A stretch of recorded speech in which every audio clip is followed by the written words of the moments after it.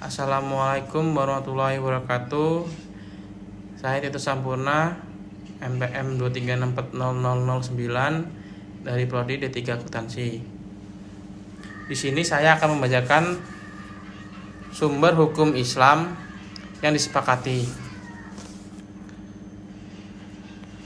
Al-Quran adalah wahyu Allah yang diturunkan kepada Nabi Muhammad SAW sebagai mukjizat yang paling besar dan agung, melalui malaikat Jibril dengan jalan mutawatir sebagai petunjuk bagi seluruh manusia, merupakan pahala bagi yang membacanya.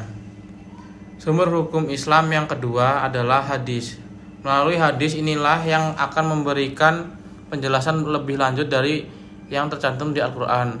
Hadis adalah suatu dari 4 sumber hukum Islam yang disepakati para ulama. Hadis menjadi rujukan bagi umat muslim untuk menjelaskan hukum-hukum yang terdapat dalam Al-Quran. Pengertian hadis secara terminologi adalah sabda, perbuatan, dan persetujuan dari Rasulullah SAW. Sedangkan secara bahasa, hadis berarti perkataan, percakapan, berbicara. Definisi hadis dikategorikan menjadi 3, yaitu perkataan Nabi, perbuatan Nabi, dan segala keadaan Nabi. Sebagai ulama seperti At-Tibi berpendapat bahwa hadis melengkapi sabda, perbuatan, dan takrir Nabi. Hadis juga melengkapi perkataan, perbuatan, dan takrir para sahabat dan tabi'in pada dasarnya. Al-Quran dan hadis tidaklah bisa dipisahkan, tetapi saling melengkapi. Oleh karena itu, keduanya selama ini telah menjadi pedoman bagi masyarakat, terutama umat muslim. Jika umat muslim menjadikan Al-Quran sebagai sumber hukum Islam, ternyata masih belum menemukan titik terang dari suatu permasalahan, maka hadis akan menjadi pedoman yang berikutnya. Setelah Al-Quran jadi, hadis dapat dikatakan sebagai sumber hukum Islam yang kedua setelah Al-Quran. Pengertian ijma adalah kesepakatan para ulama dalam menetapkan suatu hukum-hukum dalam agama berdasarkan Al-Quran dan hadis dalam suatu perkara yang terjadi. Kedudukan ijma ini adalah sebagai sumber hukum Islam yang ketiga setelah Al-Quran dan hadis. Jadi, ijma adalah salah satu cara menetapkan hukum yang tidak didapatkan di Al-Quran dan hadis.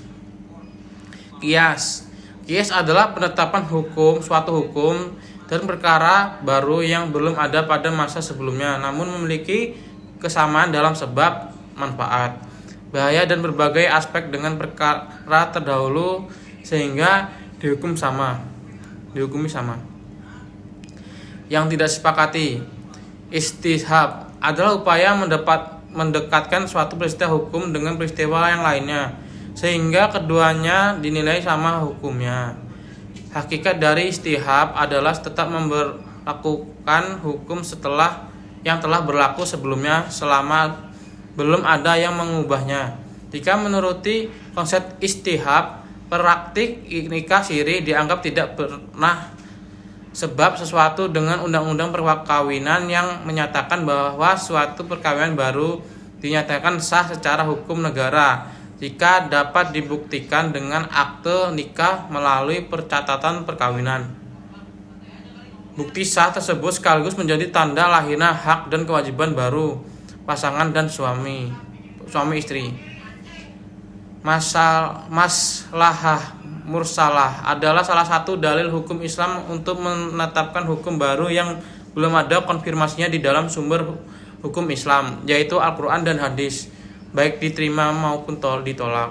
Contoh maslahah mursalah adalah percatatan perkawinan dalam surat resmi. Sebenarnya perkawinan atau pernikahan dianggap sah jika memenuhi rukun, syarat, dan kewajibnya.